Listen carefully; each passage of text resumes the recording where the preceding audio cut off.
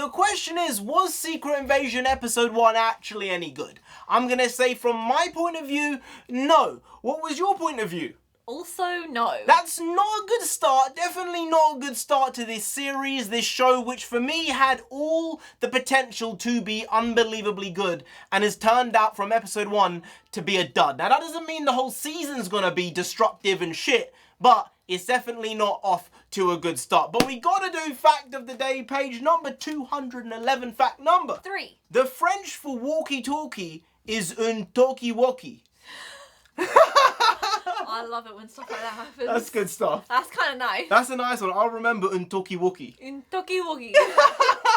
Sounds like there should be a song made about a talkie-walkie. Yeah, but that kind of fits in with this espionage-esque moment It does. going on. It really does. Hey, NarendraTheComic can. Nonsense, Yes, eh? and right now we're going to be giving our review of Secret Invasion Episode 1, which could have been great, and it turned into a dumpster fire unbelievably quickly. Yeah. Like, it's a C-level spy espionage show. Spooks is better. Spooks is a British television spy show. Hasn't been around for like 10 years now. Spooks was better than this. Yeah, you know, when we were clicking on, I went, oh, 55 minutes. Ooh, oh, I was doing this. 55 minutes. They're giving us the goods. Oh, we're getting our money's worth. We did not get our money's worth. It was complete fluff. It felt like I was being given empty calories watching this. It was a diet production. Right. That is exactly what it was. We had one conversation between Talos and Nick being like, you know, Nick, after the blip, things changed for you. And then we had one between Olivia Colman and Nick Fury being like, look, Nick, after the blip, things changed for you. And then we get Maria Hill being like, look, Nick, after the blip, what happened? Things changed for you. You didn't need to double, triple down on this. Once would have been enough, and I would have preferred it from Maria Hill. That would have meant something where by the middle of the episode, maybe 2/3 of the way through, she's saying, look, Nick, I've noticed there's something different about you. No one else has really noticed it. No one else has conned on, but she knows him. Yeah. And he's trying to reject that. And then by the end of the episode, spoiler, spoiler, she dies. Right. And it's going to hit more because he's going to think, if I was the person I was a few years ago, this wouldn't have happened to her. But then also it kind of takes away from the fact Nick Fury is this perfect poker player. It would have set him up differently towards the other characters. But if everyone knows, hey, something's off about you, not because you're a Skrull, maybe not, probably not, but just because you are off from where you should be. A-game. That is bad, bad stuff. Well, yeah, when you're like super secret spy, you can't have an off day, you know, and it seemed as far as they're concerned, Nick, you've been having many off days. You need to get back on track, but it's not within his power. And I understand from a story perspective, that's something interesting for us to see. Nick in this new situation, he doesn't know where he is, he doesn't know where he's going, what's gonna happen. He feels like he's in the wrong position in life. I get that. I don't believe it's gonna get any better. I think the acting was overall kind of subpar and weak. I don't think Nick Fury, Sam Jackson was bringing it to the levels I wanted. Emilia Clarke was kind of meh. Talos was okay, but was Ben Mendelsohn, I expect more from him as well. Maria Hill, Kobe Smulders, fine, but nothing special. Yeah. There was nothing that stood out as, oh, this is good shit. Also, one of the reasons for that is the tension. I was expecting espionage, British, thriller, and that was not delivered. They tried to do that with the intro, but it was so see-through. It was so see-through. That as soon as Martin Freeman was walking on screen, going up to the stairs to get into the safe house, I said, this man is a Skrull. Not the guy who was acting irrational, the guy who was acting all calm. That guy's a Skrull.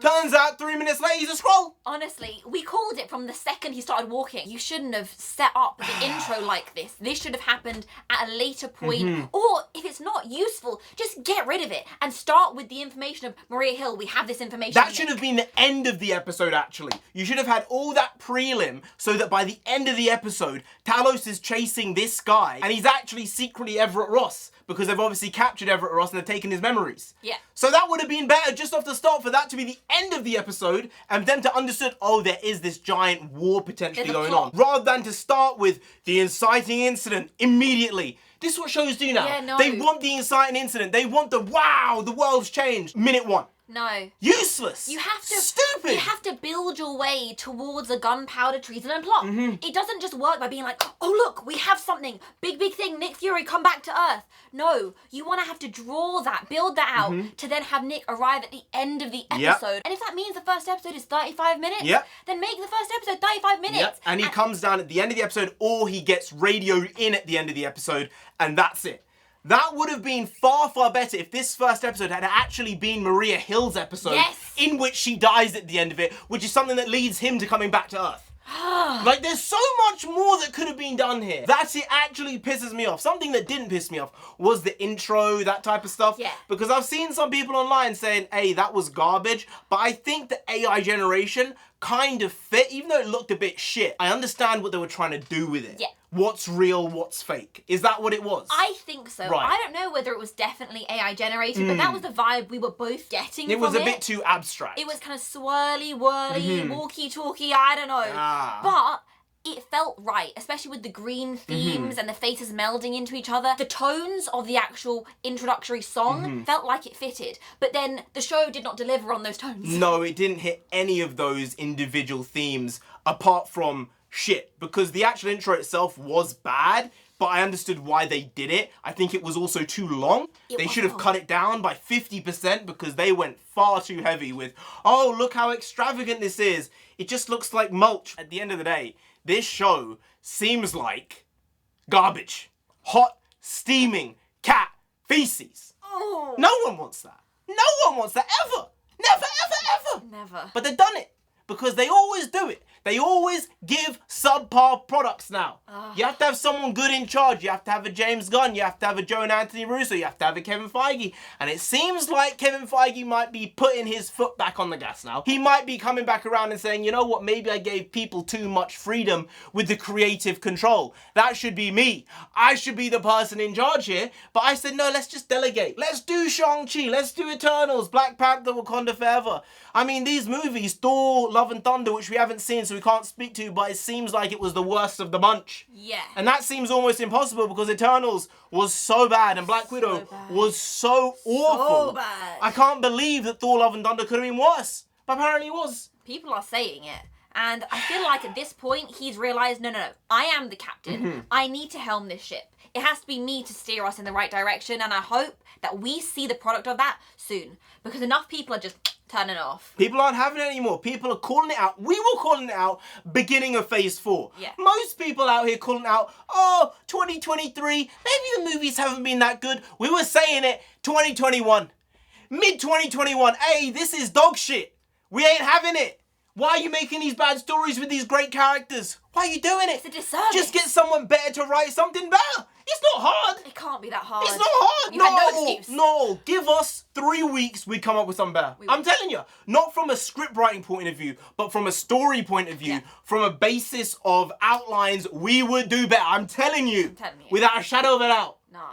Than the stuff they've put out en masse. Because there have been a couple of gems. There's been Spider-Man No Way Home. Yes. There's been Guardians of the Galaxy 3. Yes. There's been Hawkeye, WandaVision, Falcon and Winter Soldier was okay. Maybe, yeah. But let's not play these stupid games because they keep on playing stupid games and they keep on winning stupid prizes. Anyway, guys, if you did enjoy this video, please like, share, comment, and subscribe to the channel down there. If you didn't, Nick Fury himself gonna come after you. You don't want that? No. Do they want that? No. So just subscribe anyway to avoid that. I've been NarendraTheComic. I've been on Sensei. She's been the Doctor of Factonomics. You've been Graham. We'll see you next time. That's tomorrow. If you don't know, make a video every single day. Been doing it every day for over 5 years now. And we won't stop until we get to 10,000 subscribers. So do subscribe. Pop back again tomorrow for some more quality shitty content. Hashtag never know. Hashtag goes also in the podcast means nonsense in Punjabi. We also bring a lot, do a lot, but we do indeed bring the quality shitty content on a daily basis. So see you tomorrow for more of the same, slightly different, but essentially the very same.